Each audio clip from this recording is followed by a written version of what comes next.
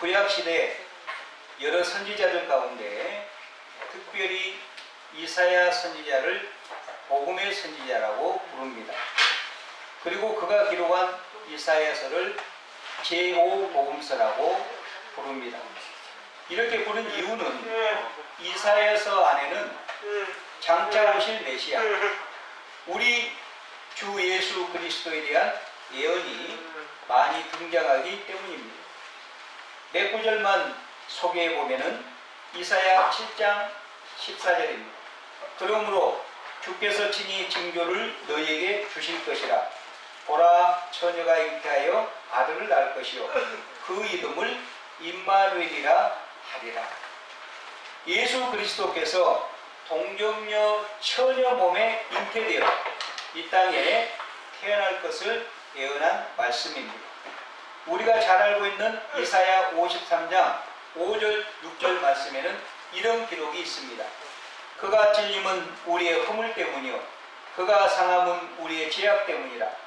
그가 징계를 받음으로 우리는 평화를 누리고 그가 채찍에 맞음으로 우리는 나음을 받았도다. 이 말씀은 예수 그리스도께서 인간의 몸을 입고 이 땅에 오셔서 저와 여러분을 위해서 온갖 고초를 당하시고 십자가를 지실 것을 말씀하고 있습니다. 오늘 본문 6절에도 예수님의 탄생을 예언하고 있죠. 이는 한 아기가 우리에게 낳고 한 아들을 우리에게 주신 바 되었는데, 메시아, 우리의 구원자 예수 그리스도께서 이 땅에 오시되 장성한 몸으로 어떤 장군이나 임금으로 오시지 않고 아기의 몸으로 오셨다는 것입니다.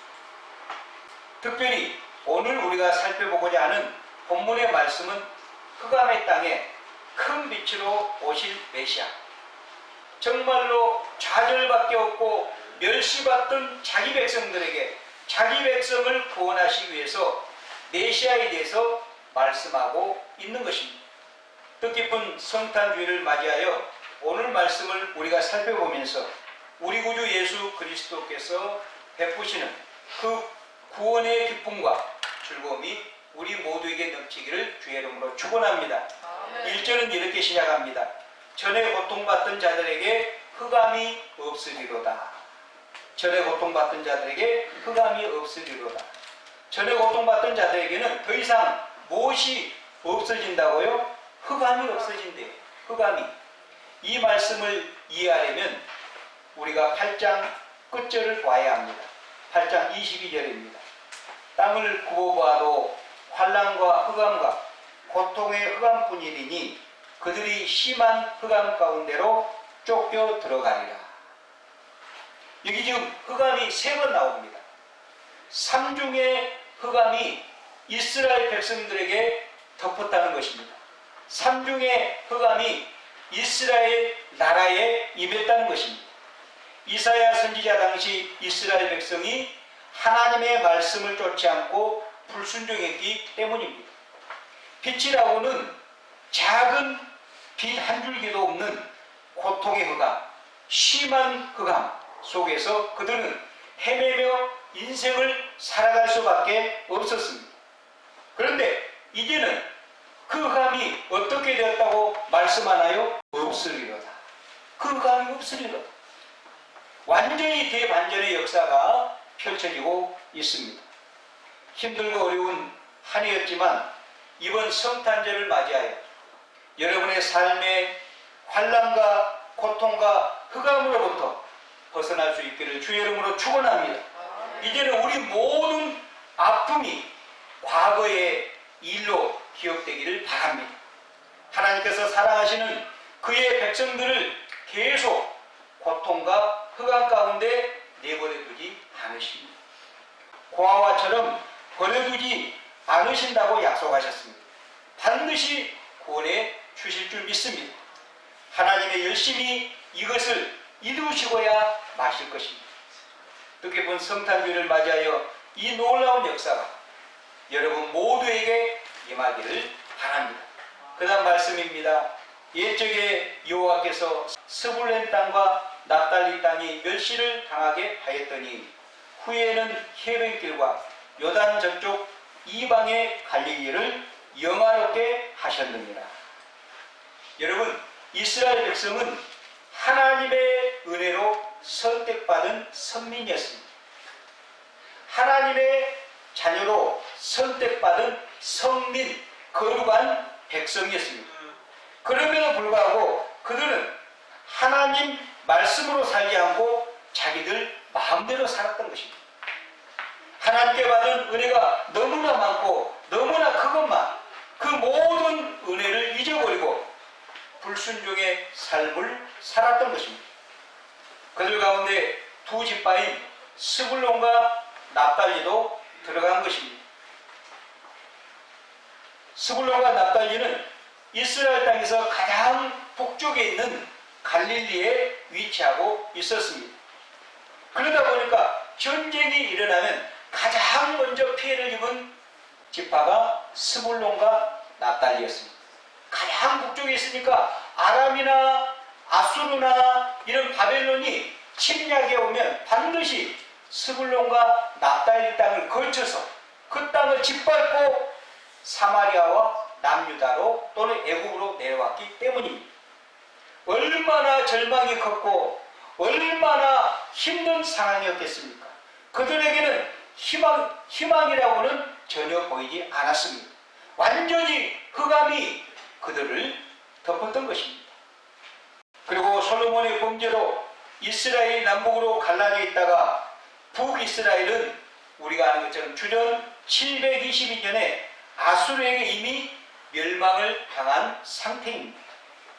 아수르 사람들은 이스라엘 백성들을 포로로 끌고 가고 자기들이 남아있는 갈릴리 지방에 남아있는 그 지방에 자기 민족을 보내서 그들의 정착하면서 이스라엘 사람들과 결혼하여 혼혈족을 낳게 만들었던 것입니다. 그래서 오늘 본문에도 갈릴리를 뭐라고 부르고 있습니까? 이방의 갈릴리, 이방의 갈릴리라고 부르고 있습니다. 그런 갈릴리 지방이 지금까지는 이방인들의 침략으로 짓밟혀 왔습니다. 멸시를 받아왔습니다. 흑암의 고통을 받아왔습니다. 그런데 이제는 사정이 완전히 달라졌다는 것입니다. 지금까지 이방인들에게 멸시와 고통을 받아왔던 이 이방의 갈릴리가 어떻게 되었나요? 영화롭게 하셨느니라. 영화롭게 하셨느니라.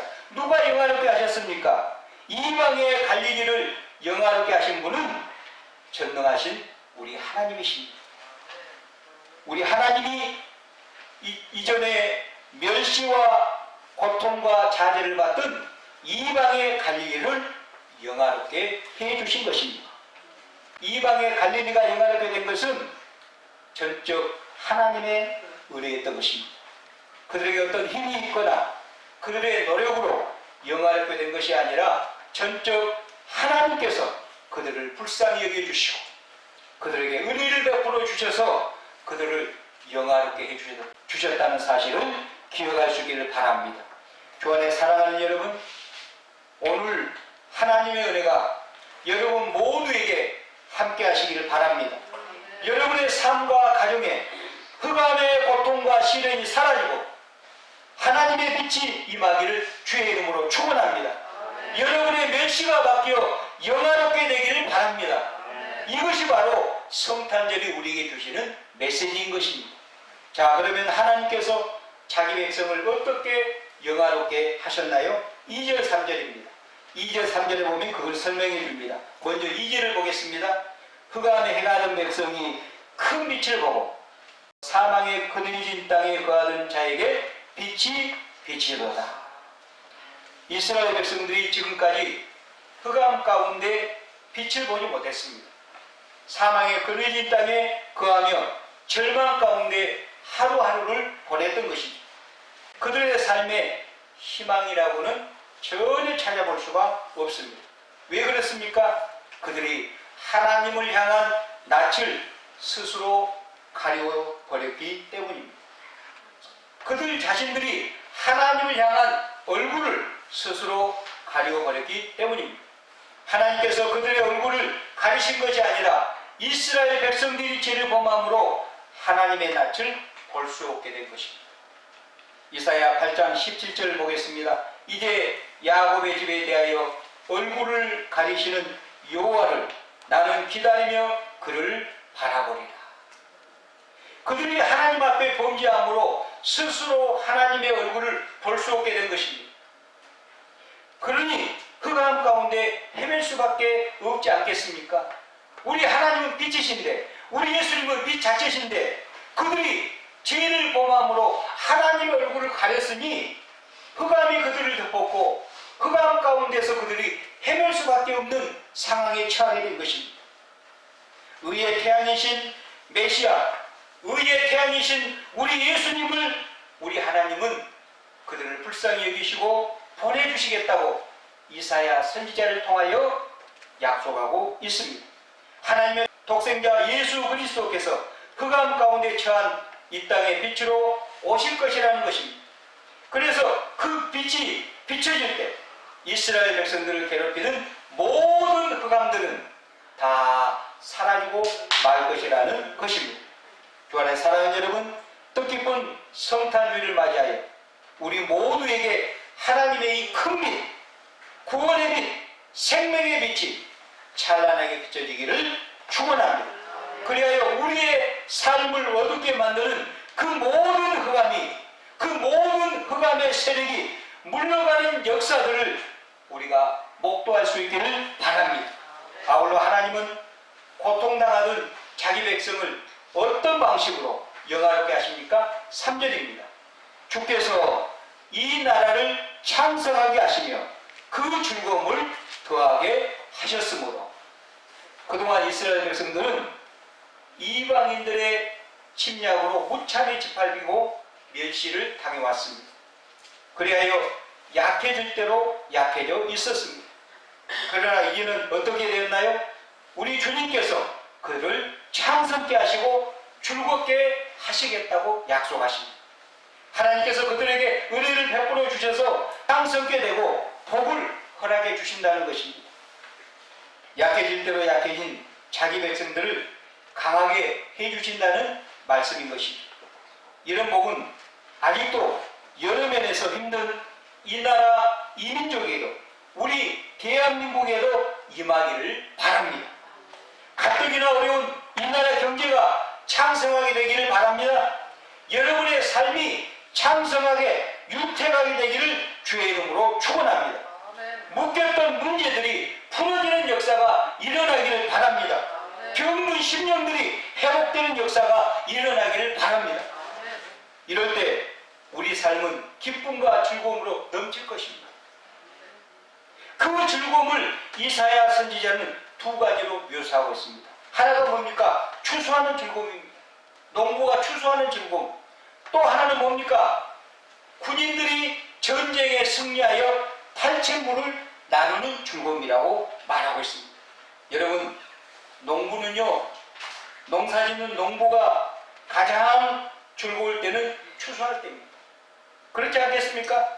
그래서 농부는 추수할 때를 바라보면서 아무리 힘들어도 참고 인내하며 농사를 짓는 것입니다. 여름 땡볕에서도 참고 인내하며 병충해와 싸우고 잡초를 제거합니다. 제가 농촌에 살아왔기 때문에 잘 압니다. 그 더운 여름 날씨에도 비닐하우스에 들어가서 열심히 땀을 흘리면서 성실하게 일합니다. 왜요? 가을에 추수를 바라보기 때문에. 가을에 추수를 바라보기 때문에. 그 즐거움을 알기 때문에. 그리고 군인이 목숨을 걸고 전쟁할 때 승리하면 얼마나 기쁘겠습니까? 나는 죽지 않고 상대방을 완전히 물리쳐서 우리가 대승하면 얼마나 기쁘겠습니까? 그런데요, 전쟁의 승리도 기쁘지만 전쟁에서 승리하여 그 탈취물, 그 전리품을 나눌 때 그 기쁨, 그 즐거움은 얼마나 큰지 모릅니다. 사랑하는 여러분, 2022년 성탄주의를 맞이하여 우리에게도 농부가 추수할 때 그 즐거움과 군인이 탈취물을 나눌 때 그 기쁨과 기쁨이 있기를 바랍니다. 그런데 3절 끝부분을 보시면 진정한 즐거움과 기쁨의 근원이 누구신가를 알 수 있습니다. 3절 끝부분에 보면 그들이 누구 앞에서?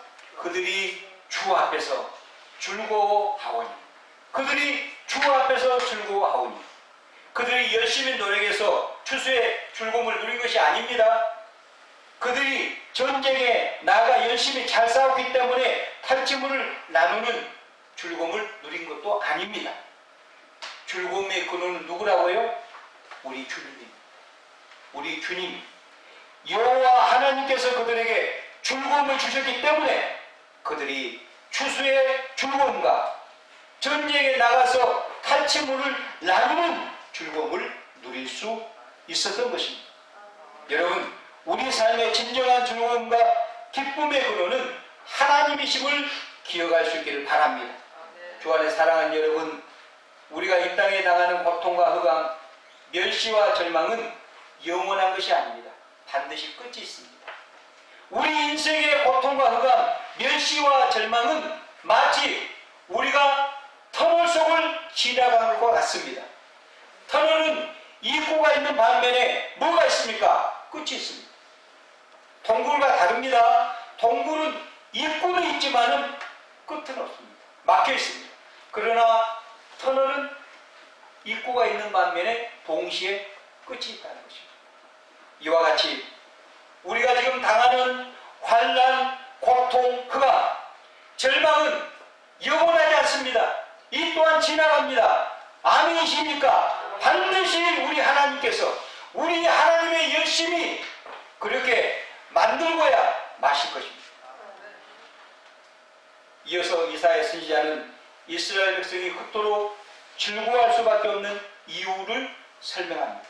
왜 이스라엘 백성들이 그 흑암 가운데서도 멸망과 좌절과 그런 멸시 가운데서도 즐거워할 수 있었나요? 그 이유가 뭡니까? 이는 그들이 무겁게 맨 멍에와 그들의 어깨의 채찍과 그 압제자의 막대기를 주께서 꺾으시되 미디안의 날과 같이 하셨음입니다.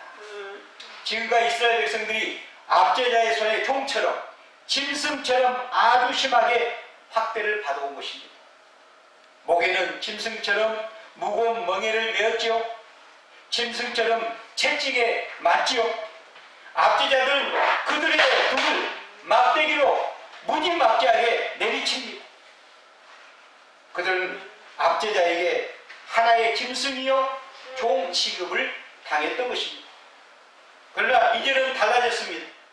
하나님께서 그들에게 긍휼을 베푸시고 그들을 불쌍히 여기시고 그 모든 학대에서 구원해 주셨기 때문입니다. 그들이 맨 멍에와 채찍을 우리 주님이 꺾으셨기 때문입니다. 압제자의 막대기도 주님이 꺾어버리신 것입니다. 그리고 학대받던 자기 백성을 하나님께서 그들에게 자유케 하신 것입니다. 그들에게 자유와 참된 해방을 허락하신 것입니다. 그러니 이스라엘 백성들이 얼마나 즐거웠겠습니까? 얼마나 감격스러웠겠습니까? 또 뭐라고 말합니까? 미디안의 날과 같이 하셨습니다. 여러분, 미디안을 알려면 사사기 7장에 보면 기드온이 사사로 있을 때 미디안 군사 13만 5천 명이 이스라엘을 침략해 옵니다. 13만 5천 명은 엄청난 대군입니다. 그때 그들과 대항하기 위해 모인 이스라엘 사람들은 3만 2천 명에 불과합니다. 4분의 1도 안 됐습니다. 13만 5천 명 대 3만 2천 명. 이게 게임이 되겠습니까? 이게 전쟁이 되겠습니까? 그런데 우리 하나님은 기드온 사사에게 상식 이하의 명령을 내립니다. 기드온아, 3만 2천 명도 너무 많다. 다 돌려보내고 300명만 남겨라. 300명만 남겨서 13만 5천 명과 싸우게 해라. 이게 말이 됩니까? 인간의 상식으로 이해가 됩니까? 그럼에도 불구하고 하나님은 기드온 사사에게 그렇게 명하십니다. 그때 기드온은 다 보내고 300명만 남기고 그들에게는 무기도 없었습니다. 오직 그들은 뭐로 싸웠습니까? 항아리 한 개와 항아리 속에 횃불을 놓고 항아리를 깨면서 횃불을 들고 항아리를 깨고 횃불을 들이면서 그들이 외치니까 미디안 군사가 이스라엘 백성들이 엄청나게 군사들이 많은 것으로 착각해서 자중질환이라 가지고 자기들이 자기 군사들끼리 칼로 찔러서 다 죽이면서 다 자멸해 버리는 거죠. 여러분, 전쟁은 하나님께 속한 겁니다. 무기가 좋다고 전쟁에 승리한 거 아닙니다. 전쟁의 승패는 인간의 손에 달려있는 것이 아니에요. 하나님의 손에 달려있음을 믿을 수 있기를 바랍니다. 그렇습니다. 전쟁은 하나님께 속한 거예요. 영적 전쟁도 마찬가지입니다. 우리가 사탄과 전쟁하는 것도 그 전쟁도 하나님의 손에 달려있어요. 하나님의 손. 이스라엘 백성이 압제자의 멍에와 채찍과 막대기를 무슨 수로 꺾습니까? 그들에게 무슨 뛰어난 무기가 있었습니까? 전적 하나님이 그들을 불쌍히 여겨주시고 하나님이 그들을 도와주셨기 때문에 그들이 미디안과 전쟁에서 완승했던 것입니다. 완전히 승리했던 것입니다. 우리도 마찬가지입니다. 오늘날 우리가 죄의 세력에서 사탄의 권세에서 해방돼 자유함을 누리는 것도 우리가 잘나서입니까? 우리가 무슨 힘이나 능력이 있어서 아닙니다. 능력이 있기 때문이 아닙니다. 전적으로 하나님의 은혜를 믿을 수 있기를 바랍니다. 그러므로 우리를 죄에서 자유함을 얻게 우리는 몸부림칠 필요가 없습니다. 왜 그렇습니까? 이미 우리 예수 그리스도께서 우리에게 자유를 허락해 주셨기 때문입니다. 우리에게 자유를 이미 허락해 주셨기 때문에 내가 자유를 누리려고 몸부림칠 필요가 없습니다. 우리는 주님께 붙어있기만 하면 되는 것입니다. 우리는 주님 안에 거하기만 하면 되는 것입니다.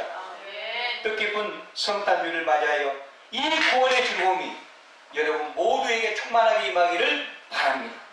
이스라엘 백성들이 죽어가는 두 번째 이유는 5절 말씀입니다.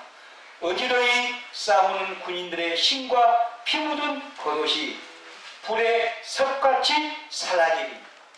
여러분, 그 당시 군인들이 무엇을 입고 싸웠을까요? 갑옷입니다. 지금은 갑옷을 입고 싸우지 않죠.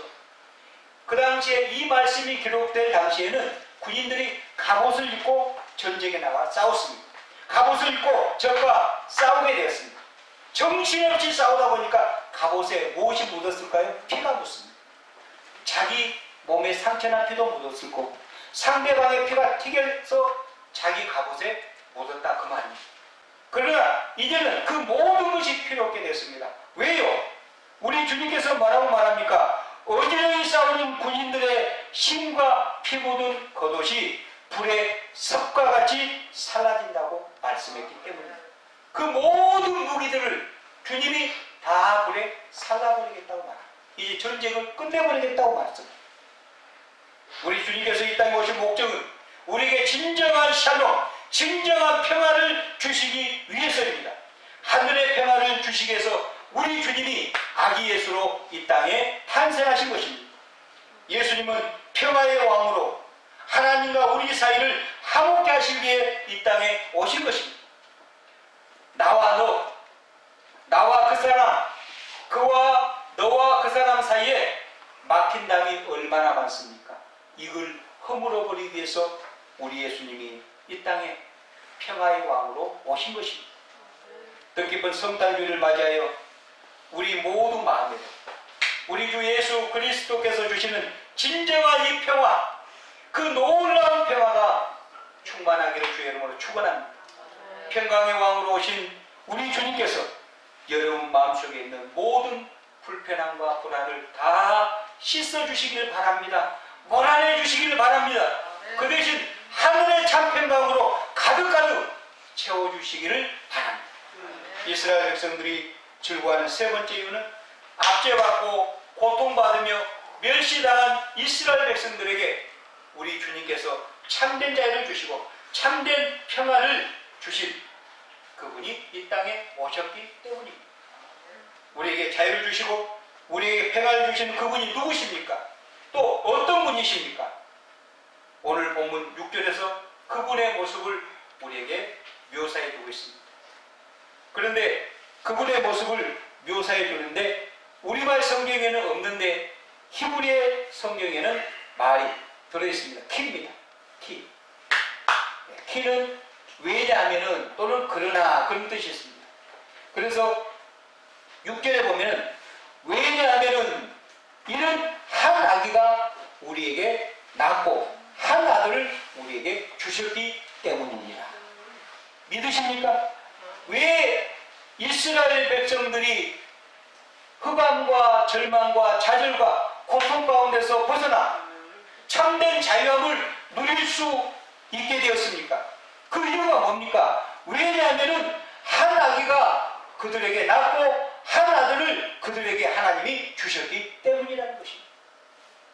오늘 본문 6절에서 그분의 모습을 세 가지로 묘사하고 있습니다. 그러고 난 뒤에 그분의 이름을 5가지로 설명하죠. 첫째로 이사야 선지자는 예수님이 이 땅에 탄생하기 700년 전에 한 아기가 우리에게 낳았다고 말하고 있습니다. 메시아의 모습을 설명하고 있습니다. 그분은 장성한 모습으로 오시지 않고 아기의 모습으로 오실 것이라고 700년 전에 이사야는 예언하고 있습니다. 예수 그리스도의 인성, 다시 말하면 사람의 성품에 대해서 우리에게 말씀해 두고 있죠. 예수님은 참 하나님이십니다. 그러나 죄가 없으셔요. 왜 그렇습니까? 우리 예수님은 동정녀 처녀의 몸에서 성령으로 잉태하셔서 이 땅에 태어났기 때문에 우리처럼 인간의 몸을 입고 이 땅에 오셨지만은 죄는 없으신 분입니다. 그래서 우리 예수님은 참 사람이십니다. 왜 사람의 몸을 입고 이 땅에 오셨습니까? 우리를 위해 십자가에 달려 피를 흘려주시기 위해서 그렇습니다. 우리 예수님은 하나님의 아들이시면서 하나님 자신이십니다. 하나님은 영이신데 어떻게 영이 피를 흘릴 수 있습니까? 그래서 우리 예수님이 우리 죄인들을 위해서 십자가에 달려 피를 흘려주시기 위해서 인간의 몸을 입고 이 땅에 오신 것입니다. 우리 예수님은 하나님의 아들이시면서 동시에 하나님이시기 때문에 죽으실 수가 없습니다. 그래서 십자가에 죽으시기 위해서 인간의 몸을 입고 이 땅에 오셨다는 사실을 기억할 수 있길 바랍니다. 둘째로 한 아들을 우리에게 주신 바 되었다고 말합니다. 하나님은 그 독생자를 우리에게 주신 것입니다. 그 아기는 하나님의 편에서 보면 자기 아들을 세상에 주신 것입니다.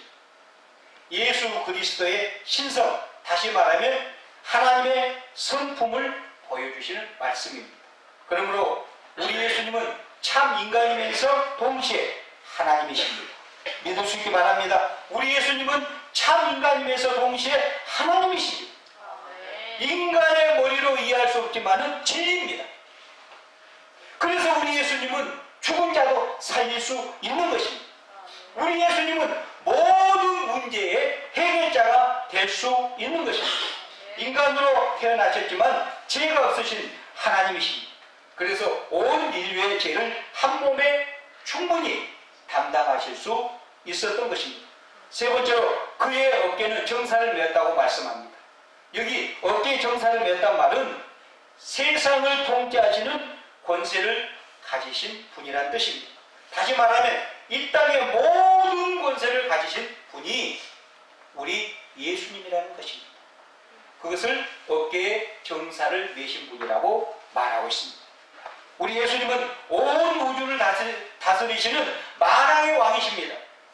그분 앞에 굴복하지 않을 세력이 있습니까? 아무도 없습니다.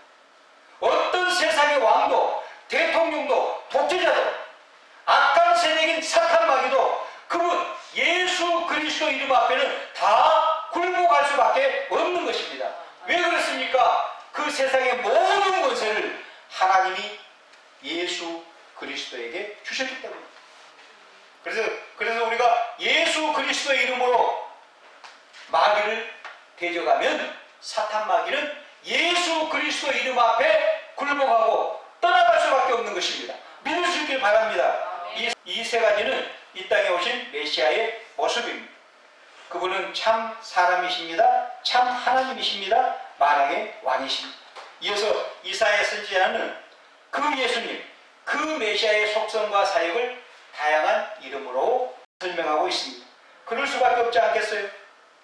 그 천지 창조의 하나님, 그 영화로우신 하나님을 어찌 유한한 인간의 한 단어로 표현할 수 있겠습니까? 오늘 본문에서는 그 영화로우신 하나님의 이름을 5가지로 표현하고 있습니다. 첫 번째 이름이 규묘자입니다. 규묘자. 놀라운 분, 경이로운 분이라는 뜻입니다. 그래서 영어 성경에는 wonderful 그렇게 번역했습니다. 메시아이신 우리 예수님이 하시는 모든 일은 정말로 놀랍고 신기하다는 뜻입니다. 어떻게 유한하신 하나님이 인간의 몸을 입고 이 땅에 오실 수 있단 말입니까? 이게 그리고 어떻게 동정녀 마리아 몸에서 잉태하셔서 여자의 후손으로 태어날 수 있단 말입니까? 이게 생물학적으로 가능합니까? 처녀의 몸에서 어떻게 임신해서 아들을 낳을 수 있단 말입니까? 이게 생물학적으로 가능한 일입니까? 그래서 우리 예수님의 이름은 원더풀, 기묘자는 것입니다. 놀랍다는 것입니다. 놀랍다는 것입니다. 그리고 우리 예수님은 공생의 3년 동안 행하신 이적과 기사들이 정말로 놀랍다는 것입니다. 못 고칠 병이 하나도 없으셨습니다. 심지어 죽은 자도 말씀으로 살려내고 말았습니다. 그러니 우리 예수님은 규모자입니다. 우리 예수님은 원더풀 그 자체십니다. 놀랍고 경이로우신 분이다 그 말입니다. 교환의 사랑하는 여러분, 그런데 요즘은 이 경이로움, 감탄이라는 단어 자체가 점점 사라져가고 있는 시대입니다. 예수님은 그 자체가 경이롭습니다. 주님의 삶도 경이롭습니다. 어떻게 하늘의 하나님께서 이 땅에 인간의 몸을 입고 오실 수 있단 말입니까? 어떻게 그 무한하시고 영원하신 하나님이 우리 같은 죄인을 위해서 인간의 몸을 입고 이 땅에 오신다는 그 자체가 경이로운 사실 아닙니까? 왕 대신 하나님이 연약한 사람을 위해 무릎을 꿇고 발을 씻기신 사건, 이보다 더 경이로운 일이 어디 있습니까? 죄인된 나를 위해 십자가에 죽으신 그 예수 그리스도, 이보다 더 놀라운 일이 어디 있단 말입니다. 두 번째로 그분의 이름은 모사입니다. 모사를 영어로 카운셀러라고 번역했습니다. 카운셀러. 카운셀러는 진정한 상담자라는 뜻입니다. 하나님은 예수 그리스도를 우리의 진정한 상담자, 위로자로 보내주신 것입니다. 요한복음 15장 26절에서 사도 요한은 이렇게 말합니다. 내가 아버지께로부터 너희에게 보낼 보혜사, 곧 아버지께로부터 나오시는 진리의 성령이 오실 때에 그가 나를 증언하실 것이요. 여기 여러분, 보혜사라는 말은 헬라어로 파라클로토스입니다. 파라클로토스. 이 말은 위로자, 상담자라는 뜻입니다. 보혜사 되신 우리 주님은 늘 우리 곁에서 우리를 위로해 주시고 격려해 주시고 용기를 주시고 늘 우리를 기도해 주시고 상담해 주시는 진정한 보혜사가 되십니다. 그분이 바로 우리 예수님이십니다. 그러므로 우리가 어떤 인생의 문제를 주님 앞에 가지고 나가기만 하면 그분은 우리의 모든 인생의 문제를 상담해 주실 뿐만 아니라 우리의 고통의 문제를 다 들어주시고 종국에는 우리의 문제를 깔끔하게 해결해 주실 줄로 믿습니다. 그분은 인생의 진정한 해결자가 되시기 때문입니다. 우리의 모든 멸시를, 우리가 당하고 있는 모든 멸시를 영화로 바꿔주실 줄 믿습니다. 찰스 스펄전 목사님은 우리 인류가 무너진 것은 최초의 잘못된 상담자를 만났기 때문이라고 했습니다. 그의 설교에서 찰스 스펄전은 우리 인류가 왜 멸망했냐, 우리 인류가 왜 무너졌냐, 최초의 잘못된 상담자를 만났기 때문입니다. 잘못된 상담자가 누구입니까? 사탄마귀. 사탄마귀. 잘못된 상담자 사탄마귀를 만나서 그의 꼬임에 넘어가기 때문에 인류가 무너지고 세상에 죄악이 들어왔다는 것입니다. 세 번째 이름은 전능하신 하나님이십니다. 그분의 능력은 무한하시다는 뜻입니다. 우리 예수님은 물로 포도주를 만드셨습니다. 오병이어 보리떡 5개와 물고기 2마리로 남자만 5,000명이를 먹이는 그런 놀라운 역사를 일으키셨습니다. 말씀으로 바람과 풍랑을 잔잔케 하셨죠? 죽은 자, 죽어서 나흘이나 돼서 썩은 냄새가 난 나사로를, 무덤에 안치되어 있는 나사로를 말씀으로 나사로야 나오느라니까 죽은 나사로가 벌떡 일어나 예수님께 걸어 나왔던 것입니다. 우리 하나님은 전능하신 하나님이심을 믿을 수 있기를 바랍니다. 그 외에도 우리 하나님은 중풍병 자도 눈먼 자도 기른 자도 말씀으로, 심지어 죽은 자도 말씀으로 다 고치신 전능하신 하나님이십니다. 우리 하나님을 전능하신 하나님으로 믿을 수 있기를 주님으로 축원합니다. 네 번째 이름은 영존하신 아버지십니다. 영혼이라는 단어는 인간에게 어울리지 않습니다. 인간이 쓸 수 없는 단어가 절대 또는 영혼입니다. 영혼은 하나님께만 해당되는 단어입니다. 인간이 영혼을 추구하기 위해서 얼마나 애를 써왔습니까? 우리가 역사를 보면 알 수 있지 않습니까? 죽지 않고 살아남기 위해서 인간이 얼마나 애를 쓰고 노력해 왔습니까? 중국의 진시황을 보십시오. 그 불로초를 찾기 위해서 우리나라까지 왔다는 거 아닙니까? 신하를 보냈다는 거 아닙니까? 그런데 진시황이 지금 살아있습니까? 이미 땅속에 묻어서 썩었잖아요. 이집트의 그 수많은 미라들을 보십시오. 영생을 노래하는 사람들을 보십시오. 요즘은요, 냉동 몸을 가지고 살아나기를 바라는 사람들이 그렇게 많다네요. 다 부질없는 들이죠. 인간들이 아무리 영생을 얻기 위해서 발버둥 쳐도 그런 일은 결코 일어나지 않습니다. 왜 그렇습니까? 인간의 창조자 되신 우리 하나님이 인간을 그렇게 만들지 않았습니다. 인간을 영원토록 살도록, 이 땅에서 영원토록 살도록 그렇게 만들지 않았기 때문입니다. 우리 하나님께서 속한 단어가 영혼이라는 단어입니다. 그 하나님은 영원 전부터 영원토록 살아계셔서 아버지처럼 우리를 사랑으로 늘 감싸주시고 우리에게 영혼이라는 것을 심어주셨습니다.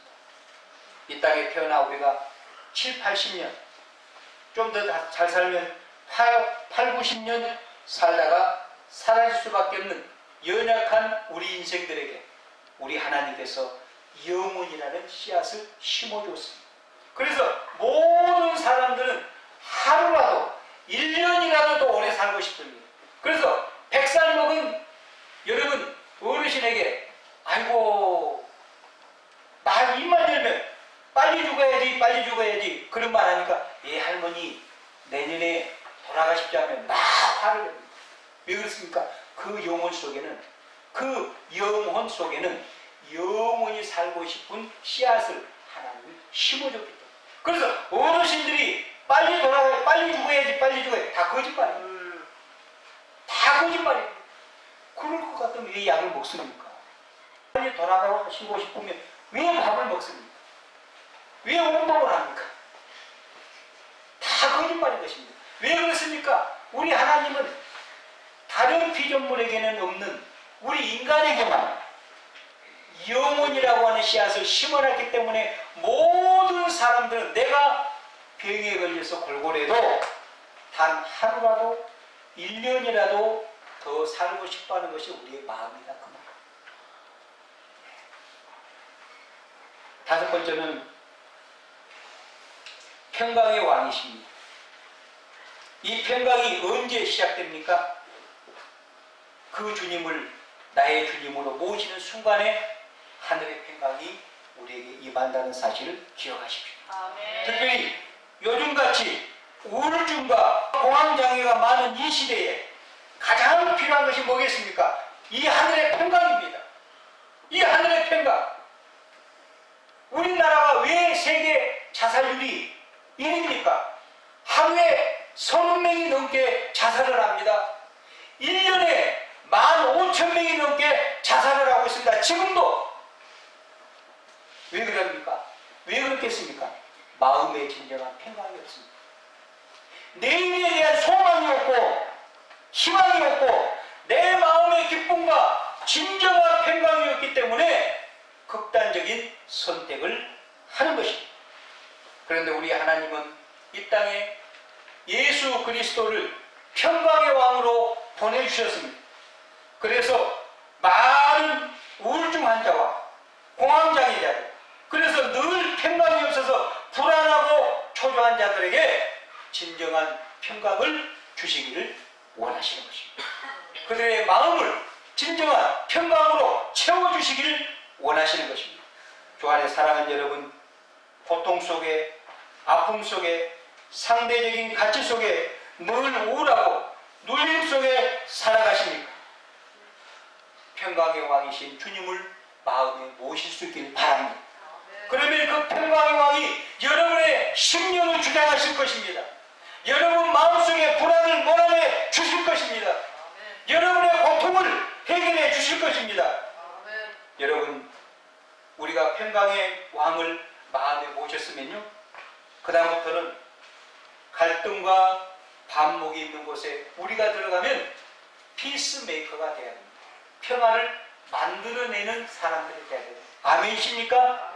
우리 주님은 바울을 통하여 너희는 화목해하는 직분을 받은 자들이라고 말합니다. 그래서 평강의 왕을 우리가 모셨으면 우리의 삶은 달라져야 되는 것입니다. 우리의 눈빛도, 우리가 사람을 대하는 태도도, 언어도 달라져야 되는 것이죠. 내 마음에 평강의 왕을 모셨기 때문에, 내 마음속에 평강의 왕을 모셨기 때문에. 그래서 여러분 기도하십시오. 내가 반목이 심하고 갈등이 심한 어떤 곳에 들어간다 할지라도 하나님 나를 피스메이커, 평화를 만들어낸 사람으로 사용해 주시옵소서. 화목해하는 사람으로 사용해 주시옵소서. 그렇게 기도할 수 있기를 바랍니다. 그런 삶이 여러분 남은 생애에 꼭 이루어질 수 있기를 바랍니다. 오늘 마지막에 그 정사와 평강의 더함이 무궁하며 또 다윗의 왕자와 그의 나라에 군림하여 그 나라를 굳게 세우고 지금 이후로 영원히 정의와 공의로 그것을 보존할 것이라. 만군의 여호와의 열심히 이를 이루시리라. 아멘. 이 모든 것들은 하나님의 그 열심이, 우리를 향하신 하나님의 그 거룩한 열심이 반드시 이루어내고야 만다는 것입니다. 만군의 여호와의 열심이 이것을 반드시 이루신다는 것입니다. 믿을 수 있기 바랍니다. 이사야 선지자가 예수님이 이 세상에 태어나기 700년 전에 예언한 것이 정확히 700년 후에 우리 예수님이 아기 예수로 이 땅에 태어나심으로 그 예언이 완성됐던 것입니다. 그 예언이 성취됐던 것입니다. 그게 뭡니까? 성탄절입니다. 그게 성탄절입니다. 그분은 이 땅에 오셔서 우리를 위해서 십자가에 죽으시고 3일 만에 부활하셨습니다. 부활의 첫 열매로 우리에게 부활의 소망을 주셨습니다. 우리는 죽어도 다시 삽니다. 그리고 사탄 마귀의 머리를 박살내실 것입니다. 우리를 불행하게 하고 우리의 발목을 잡고 우리 인생을 파멸하고 우리를 죽이려고 노력하는 사탄 마귀의 머리를 우리 예수님은 박살내신 것입니다. 완전히 멸하신 것입니다. 그리하여 마귀의 종으로 살아가는 인생들을 마귀로부터 참된 자유케 하신 것입니다. 그러므로 주님을 모시고 살아가는 우리는 어떻게 남은 생애를 살아가야 할까요? 주님을 모시고 살아가는 우리는 어떻게 남은 생애를 하나님 앞에 드리며 살아가야 할까요? 그 하나님의 자녀답게, 그 나라의 시민답게 공의롭고 정의로운 삶을 살아갈 수 있어야 할 것입니다. 거룩한 삶을 살아가야 합니다. 의로운 삶, 깨끗한 삶, 평화를 만들어내는 삶을 살아가야 할 줄로 믿습니다. 물론 우리는 다 부족합니다. 연약합니다. 그러나 이것조차 만군의 여호와의 열심히 반드시 이루시고 마실 것입니다. 그러므로 우리는 늘 주님께 붙어서 주님과 동행하며 주님의 능력을 덧입기를 위해 주님 앞에 엎드려야 할 줄로 믿습니다. 그분만이 의지하고 살아갈 때 이런 능력이 우리에게 임한다는 사실을 믿을 수 있기 바랍니다. 2022년 성탄주의를 맞이하여 우리 모두에게 이런 은총과 축복이 임하기를 주의 이름으로 축원합니다.